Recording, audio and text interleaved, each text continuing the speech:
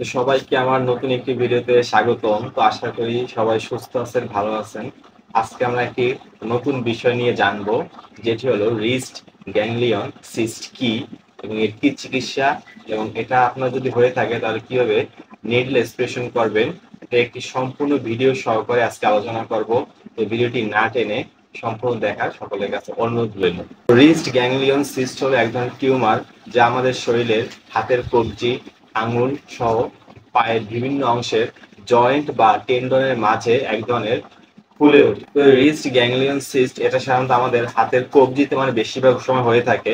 এছাড়া আমাদের হাতের আঙ্গুলেও এটা সাধারণত দেখতে পাওয়া যায়। তো হাতের কবজির মাঝখান থেকে বা যে কোনো সাইড, এটা উপর সাইডও হতে পারে অথবা নিচের সাইডও হতে পারে, সাধারণত ফুলে ওঠে টিউমারের মতো। তো এই রিস্ট গ্যাংলিয়ন সিস্ট এটা ব্লান্ট ফাইব্রাস টিস্যু দিয়ে তৈরি, যা একটি টিউমারের মতন দেখতে হয়। তো এইবার জানবো এটি আপনারা কিভাবে ডায়াগনোসিস করবেন। তো এটা ডায়াগনোসিসের জন্য পরীক্ষা নিরীক্ষার প্রয়োজন হয় না।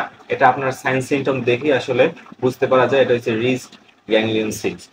তো একটি রিসার্চের মাধ্যমে জানতে পারা যায় যে আমাদের বাংলাদেশে প্রতি 10,000 জন মানুষের ভিতরে প্রতি 3 জনের ভিতরে এই রিস্ট গ্যাংলিয়ন সিস্ট এটা দেখতে পাওয়া যায়। তো এবার সে চিকিৎসায়, তো এর চিকিৎসা হিসাবে একটি যেটি হলো এর নিডল এক্সপ্রেশনের মাধ্যমে এই সিস্ট বের করা যায়।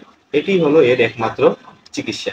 তো নিডল এক্সপ্রেশন হলো একটি সুইয়ের মাধ্যমে এই স্থানে এক্সপ্রেশন করে বা একটি ছোট ছিদ্র করে ভিতরের সিস্ট গুলো নিডলের মাধ্যমে বের করে আনার পদ্ধতি হলো নিডল এক্সপ্রেশন। তো আজকে আমরা সেই নিডল এক্সপ্রেশন কিভাবে করতে হয় একজন রোগীর আমরা ভিডিও আকারে সেই জিনিসটা দেখবো এবং আপনাদের যতটা সম্ভব এটা আমরা ব্যাখ্যা করে বুঝাবো। তো আশা করি এই ভিডিওটির মাধ্যমে আপনারা নিডল এক্সপ্রেশন কি সেটা সম্বন্ধে ভালোভাবে জানতে পারবেন। তো চলুন ভিডিওটি শুরু করা যাক।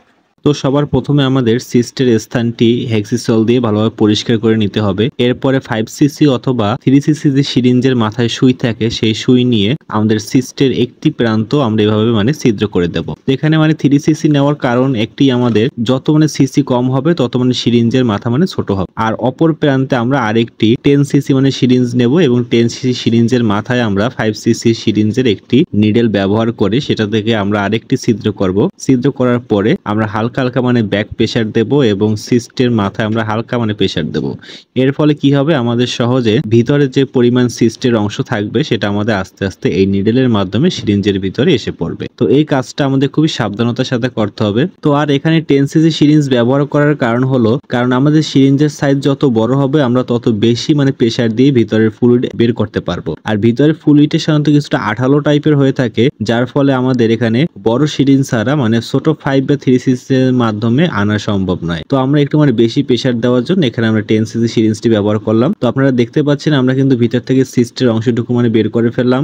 আর এটা দেখতে একদম শ্বেত বর্ণ আকার এবং এটা খুবই আসলে ঘন প্রকৃতির থাকে। দুটি সুই ব্যবহার কারণ হলো, কারণ এই সিস্টের সম্পূর্ণ প্রান্ত ঢাকা থাকে এবং আমরা একটি প্রান্ত একটি নিডেল থেকে যদি আমরা ছিদ্র করে দেই তাহলে অপর প্রান্তে আমরা সিরিঞ্জের মাধ্যমে সেটা খুবই সহজে বের করতে পারবো।